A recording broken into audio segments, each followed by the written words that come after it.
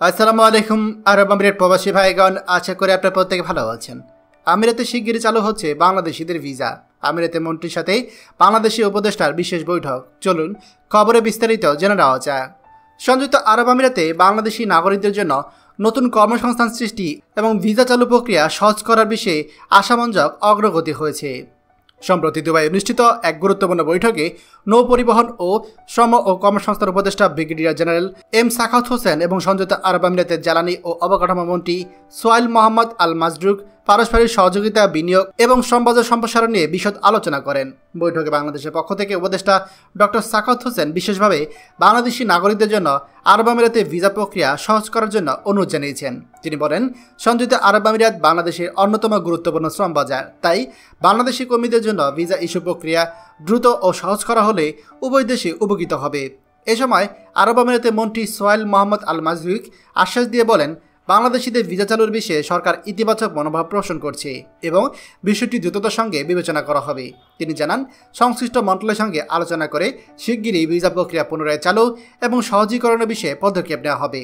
বৈঠকে আরব আমিরাতের মন্ত্রী বাংলাদেশের প্রতি কৃতজ্ঞতা প্রকাশ করে বলেন, বাংলাদেশি কর্মীরা আমাদের অবকাঠামো, বন্দর ও নির্মাণ খাতে গুরুত্বপূর্ণ অবদান রাখছে।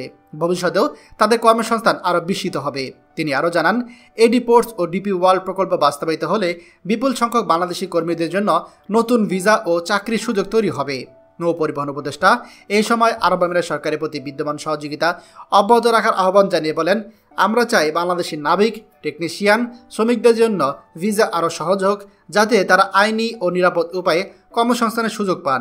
তিনি আরও প্রস্তাব দেন, বাংলাদেশের মেরিন একাডেমি প্রশিক্ষকদের জন্য আধুনিক প্রশিক্ষণ প্রদানের জন্য উভয় দেশের মধ্যে একটি সমঝোতা স্মারক MOU স্বাক্ষর করা যেতে পারে। বৈঠকের শেষে উভয় পক্ষই বাংলাদেশ ও সংযুক্ত আরব আমিরাতের মধ্যে বন্ধুত্বপূর্ণ সম্পর্ক আরও জোরদার করার জন্য প্রত্যয় ব্যক্ত করেন।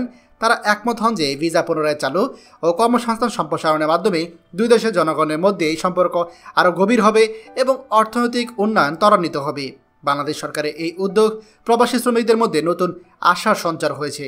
অনেকে আশা করছেন যে দীর্ঘদিন বন্ধ থাকা আরব আমিরাতে ভিসা শিগগিরই চালু হবে এবং এতে বাংলাদেশি নতুন করে কর্মজীবনে অনেক বেশি একটা সুযোগ পেতে যাচ্ছে। সংক্ষেপে বলা যায়, এই বৈঠকটা শুধুমাত্র দুই দেশের মধ্যে কূটনৈতিক সম্পর্ক নয়, বরঞ্চ বাংলাদেশের শ্রমবাজারের জন্য একটি গুরুত্বপূর্ণ মোড় ঘুরিয়ে দেওয়ার একটা সম্ভাবনা তৈরি করছে।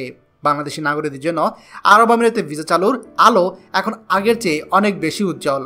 খবরটি আমাদের আরব আমিরাতে এই সকল প্রবাসীদের সাথে এক্ষুনি শেয়ার করে সবাইকে এই গুরুত্বপূর্ণ খবরটি জানার সুযোগ করে দিন। আর আপনি যদি আমাদের এই চ্যানেল নতুন হয়ে থাকেন, অবশ্যই আমাদের চ্যানেলটিকে সাবস্ক্রাইব করুন আরব আমিরাতের সকল গুরুত্বপূর্ণ খবরাখবর সবার আগে পাওয়ার জন্য। ধন্যবাদ সবাইকে। আমাদের সকল ভিডিও আপডেট সবার আগে পেতে আমাদেরকে সাবস্ক্রাইব করুন। সাবস্ক্রাইব করতে সাবস্ক্রাইব বাটনে ক্লিক করুন এবং বেল আইকনটি চাপুন, যাতে আমাদের কোনো লেটেস্ট ভিডিও আপনি মিস না করুন।